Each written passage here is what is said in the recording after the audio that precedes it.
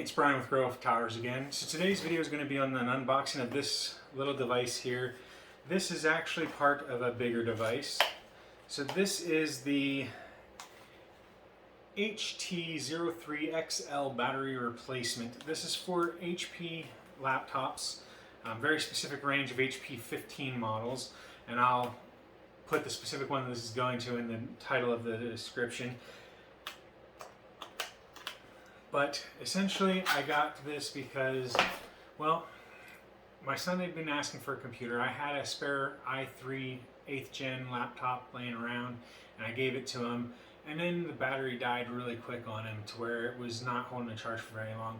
And I figured, one, it'd be nice to replace the battery for him, and two, could do an unboxing video and then an installation video. So what good would this be without doing the whole thing all in video?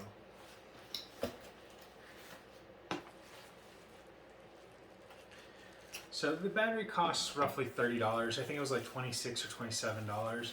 And hopefully we have the right battery, but we'll find out in a minute here. So the battery just comes as a battery and that's it. So there's a little user manual which really doesn't do anything, and some foam in the box to store it.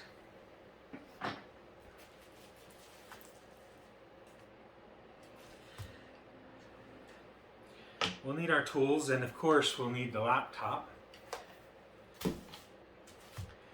So we'll need the laptop as well as the tools.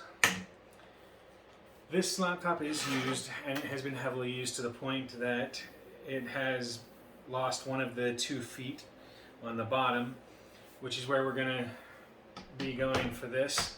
Now, this particular laptop has been used for a while. I bought it used for about $100 about 2 years ago, and it was already used then. Now for this process we are going to need to remove the feet. This foot is still here, so thankfully, so we're going to take that off. Now when you do dig off the feet, if you have new ones that have never been removed, you want to dig into one of the corners to the point that you get below the adhesive and pull gently. You don't want to just rip it off. Otherwise you'll rip the adhesive off and it'll remain on the laptop side, and then you'll end up having to like super glue it back into place.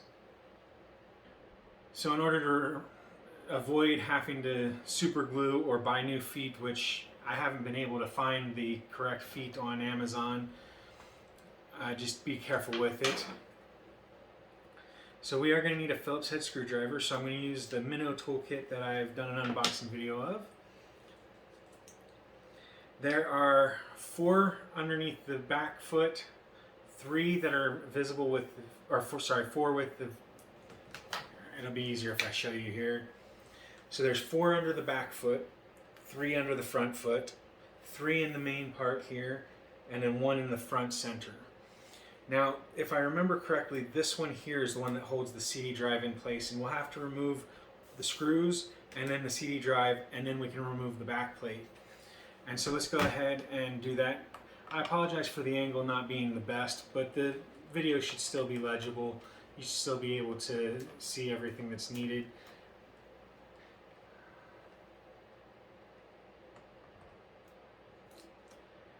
So we're going to place these in the order that we remove them in, because some of them are different sizes and we want to keep track of those as best as possible.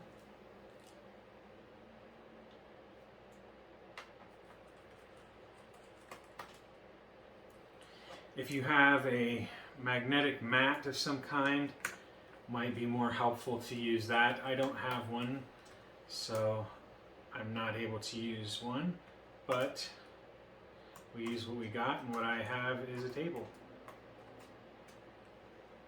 Okay, so that's the 4 that are under the back foot.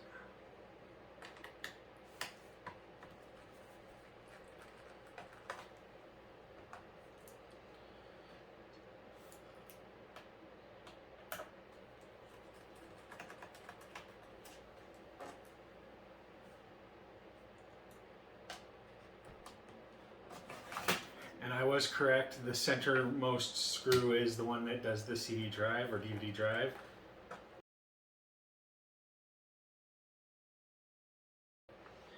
Now Eventually I will probably end up having to replace more than just the battery. I'm expecting that sooner or later I'm going to also have to replace the bottom housing, because the bottom part of the case here is cracked in multiple locations.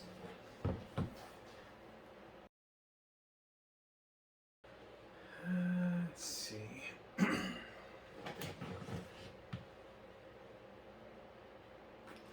just going to use a little flathead tip to get into here real quick. And then just using the nail, you can use a credit card or you can use something similar to break that little seal. Once you have that to where you can pull it off, it just comes right off like that. And then you have the inside of the laptop. This one has been upgraded to have extra RAM because it originally came with 4 gigabytes. We've upped it to 8. You've got the CPU here. It looks like speakers are back here. You've got the cooling fan for the CPU. You've got your Wi-Fi. This one had a 1 terabyte hard drive, which still has as a storage drive. And then I added in a 500 gigabyte NVMe drive to help boot up speeds. And then we have the battery right here. And it does look like it should be the correct battery. It says HT03XL rechargeable lithium-ion battery, and this says the same thing. So hopefully it'll be the correct battery. Looks like there's 3 screws to this, other than some of the case screws. It looks like one of the case screws for sure goes through it. So that's why it's important to remove all the screws that are needed here.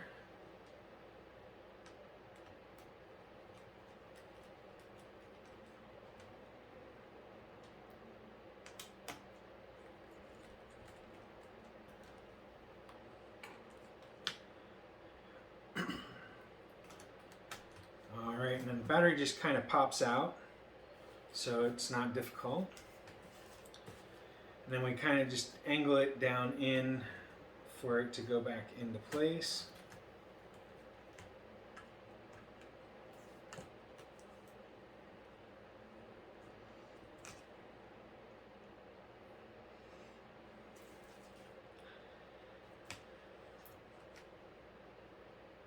And the battery matches up pretty well.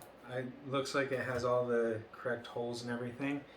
So now we're going to put the 3 screws back in. Goes in the corner closest to the NVMe drive. And I'm going to do these more of like a spread out pattern. So next we're going to do the one closest to the hard drive. Or should I say closest to the wireless card. And then we'll do the one closest to the connector for the battery.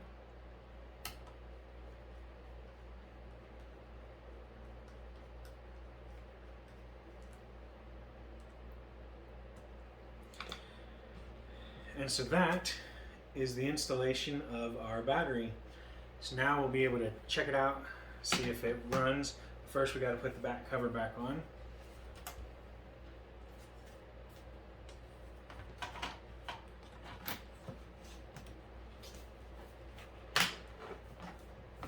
Just kind of press it down into place here.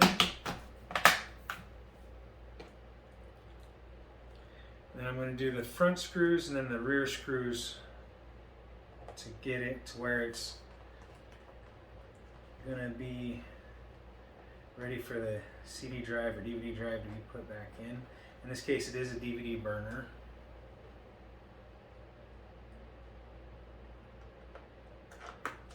But I'm old and been doing this for a long time, and so I'm going to call it a CD drive a lot of times. Just bear with me, it's just me being old school.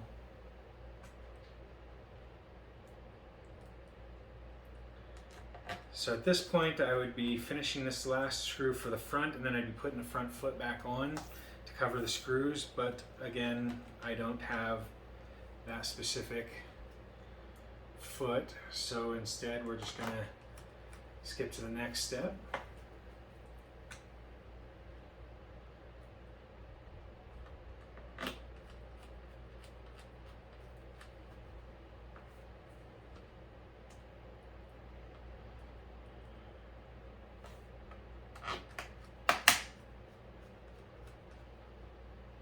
can hear it's still clicking into place where it hadn't been forced into the right position all the way, and that's okay. So now we have the back screws in place. I'm going to go ahead, I'm going to line the foot up with the one corner, press it into place, all the way down and across. There we go. So that's back into place. Put the CD drive, DVD drive back in. And then the final 3 screws, including the middlemost one, which is going to be the one that holds the DVD drive into place.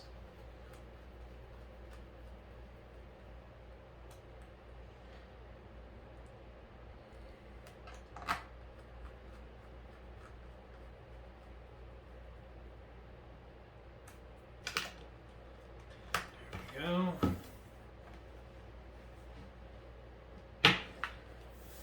And I'm just going to power it on to make sure that it powers on. There should be enough charge in the battery for one power up, but it could be dead. So I guess I'm going to charge this first.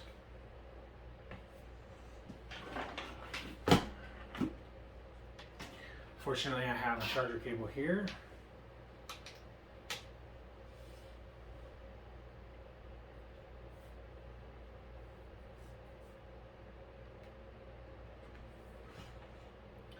Light is on, showing that it is charging.